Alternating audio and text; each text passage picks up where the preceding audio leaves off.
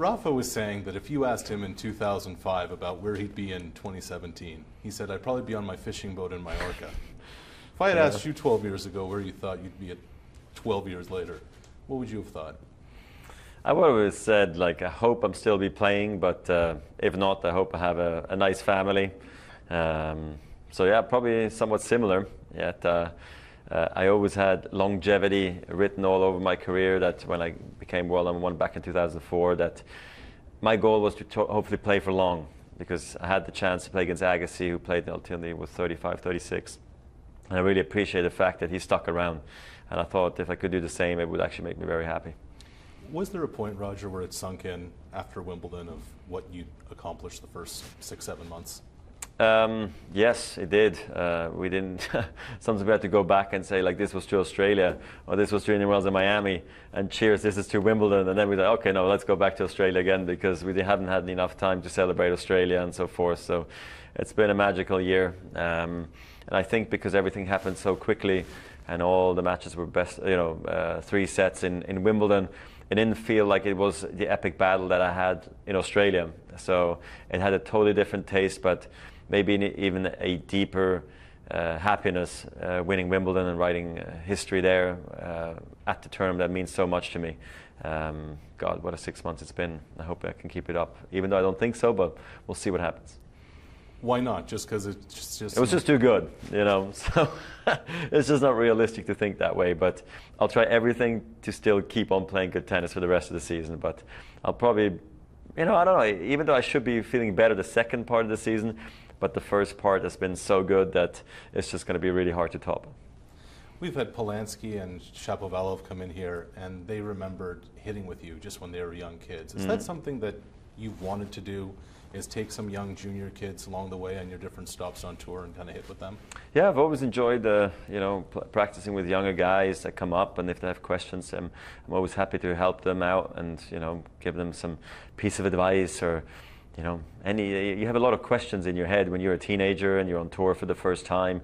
You don't even know where to book a practice court early. It's like it's that weird in the beginning. So I've always enjoyed spending time with them and helping them out to feel welcome on the tour. I feel that's really important, because when I showed up in the locker room for the first time and I had a fellow tennis player say hi to me and talk to me, it made me happy, and I felt like I can't wait to go back on tour and meet maybe other players and practice with other guys.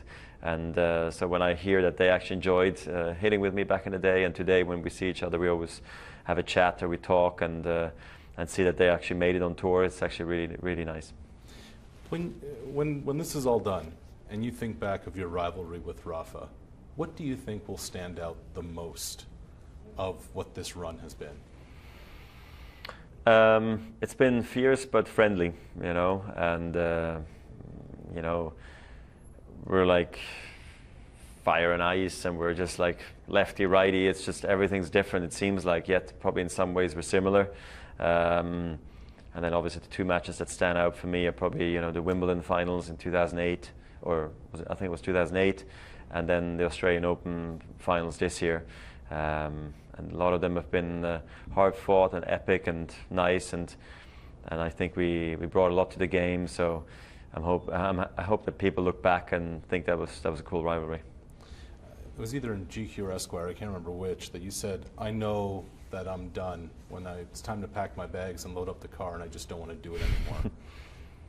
When that day comes, if that day comes, where you don't want to do it anymore, what do you think that will be like? A good feeling. Because I feel like I squeezed that lemon out. I feel like I probably did, I hung around the tour for long enough already that for years I've been ready to walk away at peace. Also it was interesting for me to spend the year last year that I had 8 months away from the tour and just see like how would life be away from tennis. And I was extremely happy, spending a ton of time with my friends and doing other things, and also waking up in the morning and not feeling tired from a match or from a practice was a great feeling. So I think when that moment comes, I'm actually going to be quite happy, I think. Just finally, you've been the spearhead behind this Laver Cup. What is it that you're hoping this event can become? legendary. You know, I hope that the players are going to have like the time of their lives, coexisting in the same locker room, the same hotel, same dinner, all together, learning from each other.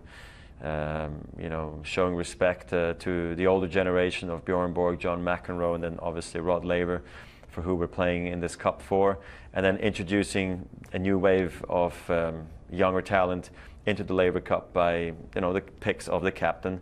They can pick younger guys to come into the tour and play at the Laver Cup and learn from the best. And I think it's going to unite, you know, the legends that we already have in the game, the stars of today and the stars of tomorrow. And I think it's going to be quite fun for me personally. I can't wait to spend the week with Rafa in Prague at the Laver Cup and hopefully play doubles together for the first time. So no, I'm very excited, and I think it's going to be really an epic weekend of 3 days of cool tennis.